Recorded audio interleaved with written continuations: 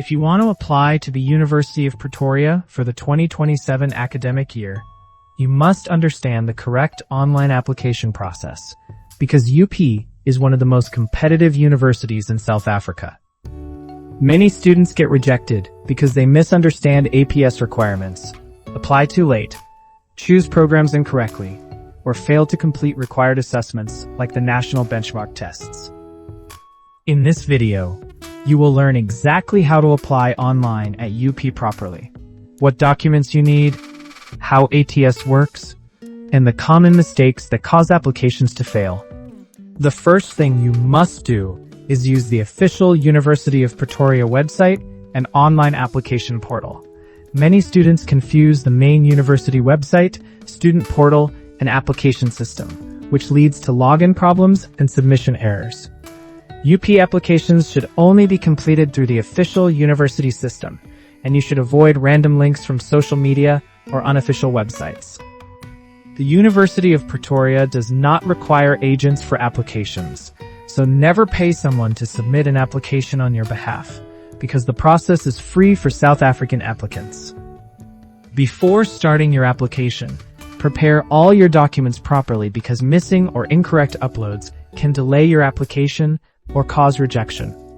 South African applicants usually need a certified copy of their ID, grade 11 final results if currently in matric, or a matric certificate if already completed. Transfer students may need academic transcripts and proof of previous studies. International applicants may need passports, SAQA verification documents, and English proficiency documents depending on the program they are applying for at the University of Pretoria. One of the biggest mistakes students make during the UP online application process is uploading poor quality documents. Your files should be clear, readable, and preferably saved as PDF documents, because blurry cell phone photos often fail verification checks. Make sure your names and ID numbers match exactly across all documents, because incorrect information can create serious problems later during admission or registration. You should also avoid waiting until the final days before closing, because the system becomes overloaded when large numbers of students apply at the same time. Before choosing programs, you must understand how APS works, because UP uses APS scores very seriously during admissions. APS stands for Admission Point Score, and different faculties have different requirements. One of the biggest mistakes students make is thinking the minimum APS guarantees admission, which is not true for competitive programs. Courses like medicine, engineering, law, veterinary science, and commerce usually require much higher marks than the published minimum requirements, because thousands of students compete for limited available spaces every year.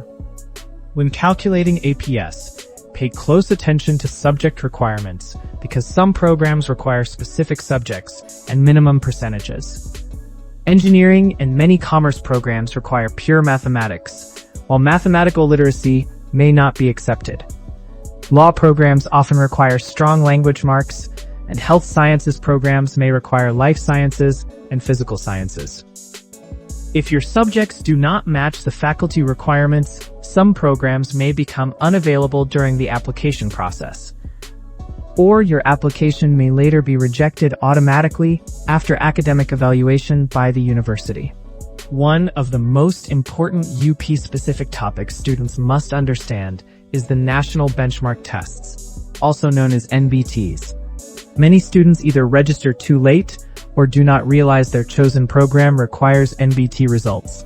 The NBT system includes tests such as AQL and MAT, depending on the program you apply for.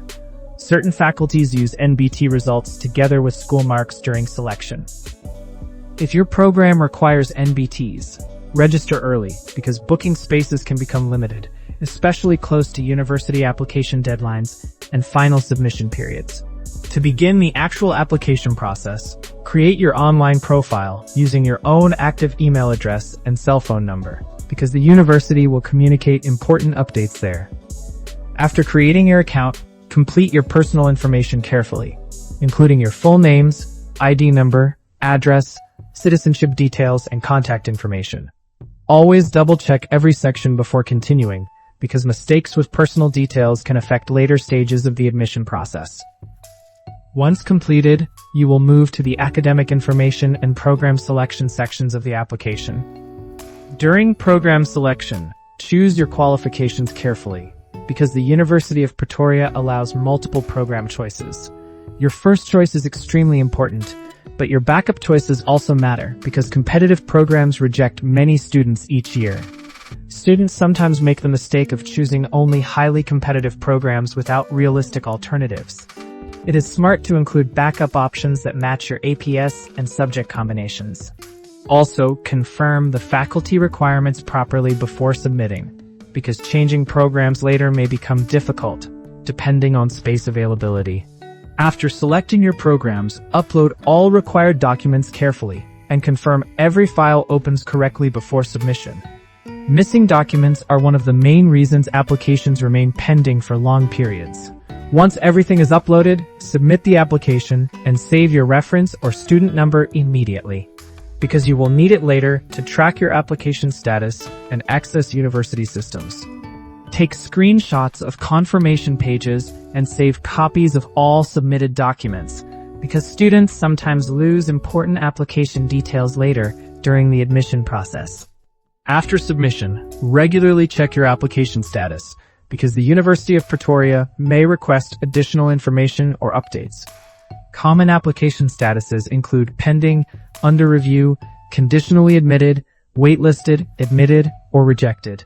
A conditional admission usually means the university is considering you based on grade 11 or preliminary results, but final admission still depends on your matric results. Do not ignore emails or SMS notifications from UP, because delayed responses can affect your chances, especially for programs with limited spaces and strict selection processes. Another important area students often misunderstand is residence applications. Getting accepted academically does not automatically guarantee university accommodation, because residence placement is handled separately and space is limited. If you need university housing, apply for residence consideration as early as possible, because late applicants often struggle to secure accommodation near campus. You should also understand that applying to UP does not automatically mean you have applied for NSFAS or bursaries, because financial aid processes are separate and usually require additional applications later. Finally, apply as early as possible. Use correct documents, check your emails regularly, and keep copies of everything you submit. Do not depend on one university only, because competitive institutions like UP reject many qualified students every year due to limited space.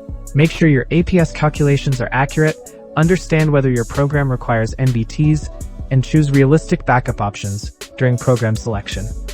If you follow the correct process carefully and avoid common mistakes, your University of Pretoria online application for 2027 will be much smoother and easier to manage successfully.